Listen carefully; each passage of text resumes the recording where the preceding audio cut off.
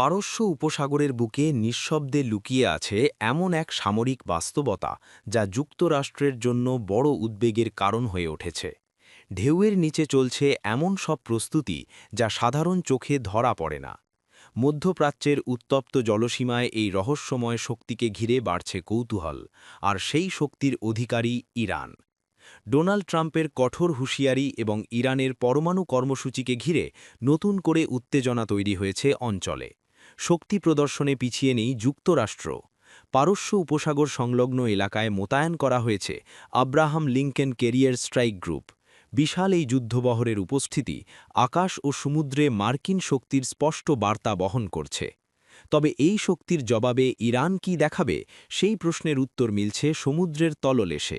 প্রকাশ্যে নয়, বরং নীরবে নিজেদের প্রতিরক্ষা সক্ষমতা বাড়িয়ে চলেছে তেহরান। সামরিক বিশ্লেষকদের মতে ইরানের সবচেয়ে ভয়ঙ্কর শক্তিগুলোর একটি এখন তাদের সাবমারিন বহর। বিশেষ করে কিলো শ্রেণীর সাবমারিনগুলোকে অনেকে বলেন সমুদ্রের ব্ল্যাক হোল। এই নামের কারণও রয়েছে।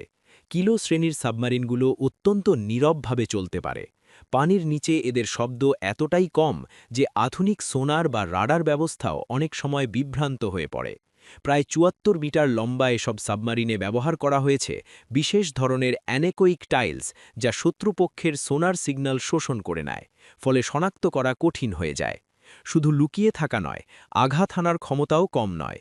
প্রতিটি কিলো শ্রেণীর সাবমারিন বহন করতে পারে একাধিক টর্পেডো এবং দীর্ঘ সময় পানির নিচে থেকে শত্রু জাহাজের গতিবিধি পর্যবেক্ষণ করতে পারে। হঠাৎ কোথা থেকে আঘাত আসবে, এই অনিশ্চয়তাই তাদের বড় শক্তি। বর্তমানে ইরানের নৌবাহিনীতে ৩টি তারেক ক্লাস কিলো সাবমারিন রয়েছে। এগুলি ১৯৮০-র দশকে সোভিয়েত ইউনিয়ন থেকে সংগ্রহ করা হলেও সময়ের সঙ্গে সঙ্গে এগুলো ব্যবহারের কৌশল ও রক্ষণাবেক্ষণে দক্ষতা অর্জন করেছে তেহরান। এছাড়াও ইরানের কাছে রয়েছে ফাতেহ ও গাদির শ্রেণীর ছোট সাবমারিন। এসব সাবমারিন অগভীর পানিতে চলাচলের জন্য উপযোগী, যা পারস্য উপসাগরের মতো অঞ্চলে বিশেষভাবে কার্যকর। উপসাগরের অনেক অংশেই পানির গভীরতা কম হওয়ায় ছোট সাবমারিনগুলো সেখানে কৌশলগত সুবিধা পায়। তবে কিলো শ্রেণীর সাবমারিনগুলোর কিছু সীমাবদ্ধতাও রয়েছে। এগুলো পরিচালনার জন্য তুলনামূলক গভীর পানি প্রয়োজন। পারস্য উপসাগরের বড় একটি অংশে সেই গভীরতা না থাকায় সব এলাকায় এগুলো সমানভাবে কার্যকর নয়। তা সত্ত্বেও সামরিক বিশ্লেষকদের মতে ইরানের এই সাবমারিন বহর মার্কিন নৌবাহিনীর জন্য বড় চ্যালেঞ্জ হয়ে দাঁড়াতে পারে। বিশেষ করে সংকীর্ণ জলপথ, তেলবাহী জাহাজের রুট এবং গুরুত্বপূর্ণ সামুদ্রিক করিডোরে এদের উপস্থিতি সংঘাতের ঝুঁকি বাড়িয়ে দিতে পারে।